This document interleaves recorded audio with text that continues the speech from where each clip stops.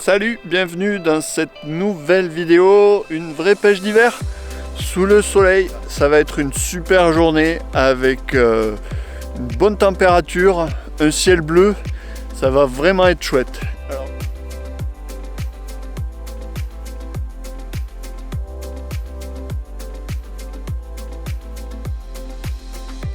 un petit tour de l'installation. Alors des lèches, il y en a beaucoup mais je vais peut-être pas tout utiliser, donc des gozer essentiellement, des pinky, quelques casters et puis cette amorce brune qui est vraiment de l'amorce gros gardon. Voilà, c'est vraiment l'amorce type gros gardon. Là j'ai commencé à amorcer donc le poste qui se trouve en face, donc le repère il est ici, donc je pêche à 40 mètres. Et il y a bien plus de 10 mètres d'eau, il y a 12-13 mètres d'eau. Donc c'est vraiment très profond. Donc voilà, l'objectif du jour, c'est marqué dessus. Gardons.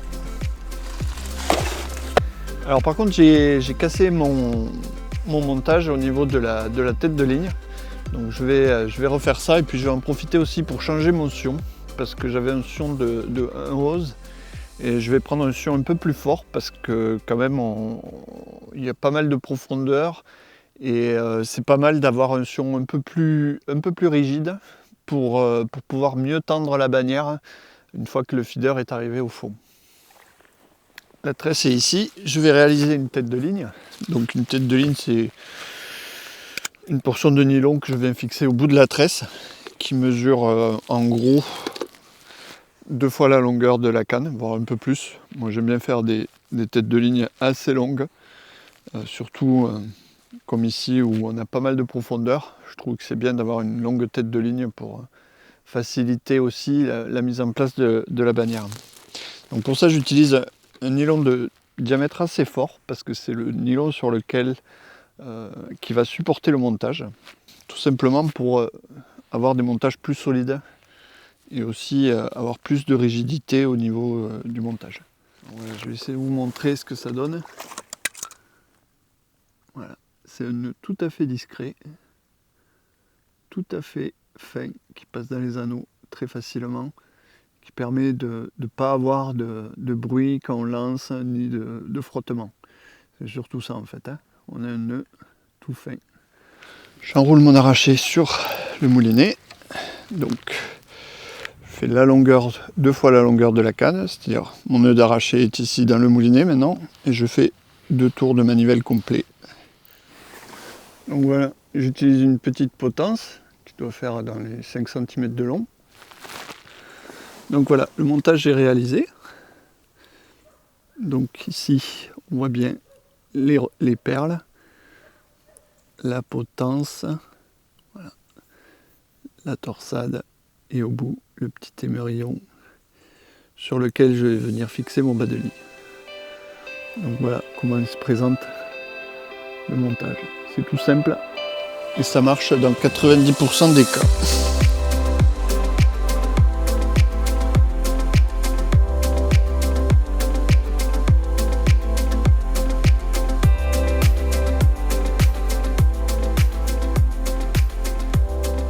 Bon.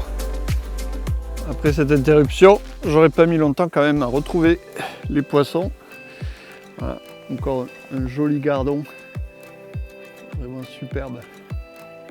En plein hiver, c'est top de pouvoir faire des poissons comme ça. Voilà. Bon, ce qui marche bien, c'est de pêcher au gozer, hein, sans surprise. Gozer rouge.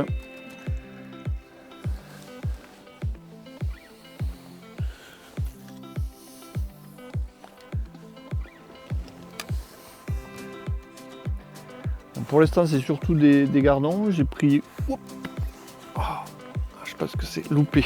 Il faut vraiment être concentré sur ces gardons.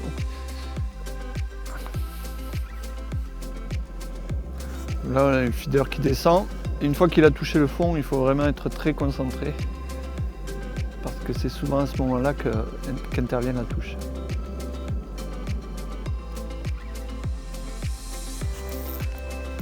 Oh, ça y est. Voilà une pêche de réflexe, la pêche de gardon au feeder.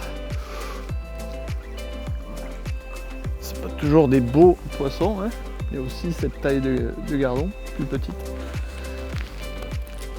Mais il y a de la touche. Ça c'est top.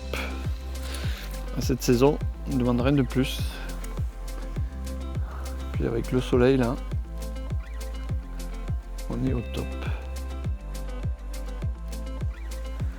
Je dirais bien que les gardons sont bien arrivés sur le coup.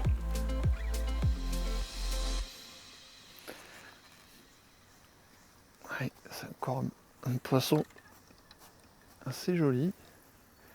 Pas aussi beau que... Ouais. Ah, c'est un joli gardon. Encore eu. Super. Superbe. 1, 2. 1, 2. Un beau poisson. Là, je viens d'avoir une série de touches un peu difficiles à ferrer. C'est vraiment pas simple. Mais il y a quand même des beaux gardons qui traînent. Voilà. Superbe gardon. Donc il y a quand même quelques poissons comme ça à faire. Mais on sent bien que la période est compliquée, que l'eau est fraîche. Les poissons ne font pas des touches comme en été. Bon, ça c'est assez normal. Mais voilà, la pêche est vraiment plaisante. Il faut savoir quand bien ferrer ces poissons pour pouvoir les prendre. Au milieu, il y a quand même beaucoup de petits gardons. Mais quelquefois, un joli coup de ligne comme ça, c'est vraiment sympa. Et alors, ce qui est top de chez top, c'est vraiment le soleil. Il fait un temps magnifique. Hein. J'arrête pas d'enlever des épaisseurs. C'est vraiment... Je vais peut-être finir en maillot de bain. Bon, il y a quelques plaquettes qui sont arrivées. Pour essayer de faire un peu différemment que la pêche de gardon, je les pêche avec ce type de petits vers à l'hameçon. Donc ça, ce sont des petits vers de fumier. Voilà, ça c'est vraiment du caviar pour pêcher les brèmes. Voilà. Donc je mets un petit vers comme celui-ci à l'hameçon. Et ça me permet d'éviter trop les touches de gardon. Ou, du moins voilà, quand j'ai une touche, je suis sûr que c'est une plaquette. Un beau pyjama.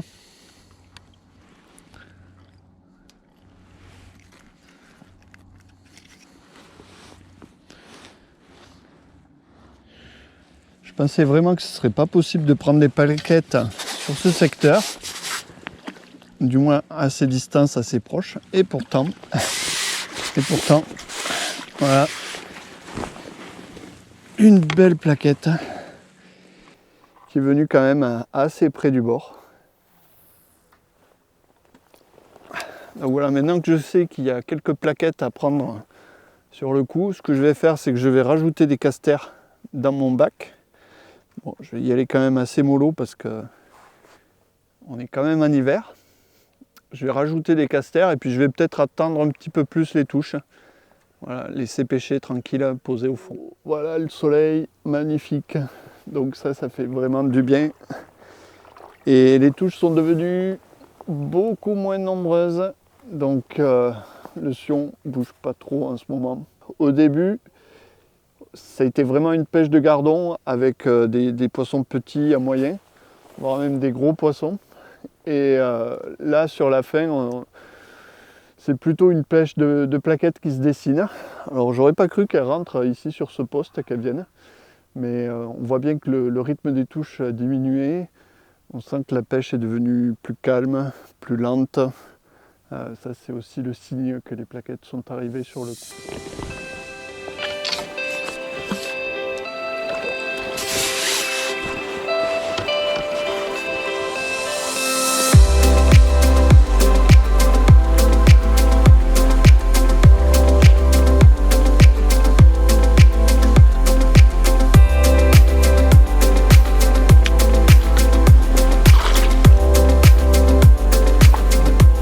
Bon voilà, la partie de pêche touche à sa fin. C'est le moment de vous présenter le matériel que j'ai utilisé aujourd'hui. Donc pour cette pêche vraiment en eau profonde, on va dire 10 mètres, ça commence à faire pas mal quand même, un lac de barrage. Donc déjà au niveau de la canne, j'ai utilisé la Ventus 3,30 m. Donc c'est une canne qui est plutôt puissante, normalement destinée pour les pêches de beaux poissons. Mais ici, avec la profondeur, elle s'est révélée vraiment très intéressante parce que ça m'a permis de bien treuiller ces poissons en dehors des profondeurs. Et c'est aussi une canne légère, sensible, on a des bonnes sensations quand le poisson est piqué. Donc vraiment là-dessus, rien à redire. Et puis pour pêcher à 40 mètres, on a aussi beaucoup de nervosité dans le blanc pour lancer aussi loin. Au niveau du moulinet, donc le moulinet Aventus aussi en taille 4000. Donc là aussi, beaucoup d'avantages sur ce matériel haut de gamme pour ramener les poissons avec la puissance du moulinet, ça c'est vraiment top. Donc pareil, hein, toujours de la tresse 8 brins en 8 centièmes. Donc intéressant la tresse dans les pêches de gardon, en lac surtout pour la réactivité qu'elle offre. Hein. La tresse n'a aucune élasticité par rapport au nylon. Et dès que vous allez ferrer, vous allez prendre contact directement avec le poisson. Donc ça c'est vraiment pas mal pour les pêches de gardon, c'est vraiment important de pêcher en tresse. Tant qu'on est là, au niveau de l'hameçon, donc un Gourou GPS, donc Gourou Pôle spécial, voilà, taille numéro 16. Donc bas de ligne 14 centièmes quand même, en fluorocarbone, pour avoir de la résistance à l'abrasion. On est quand même sur un milieu qui est assez... où il y a beaucoup de cailloux, donc beaucoup d'accros aussi.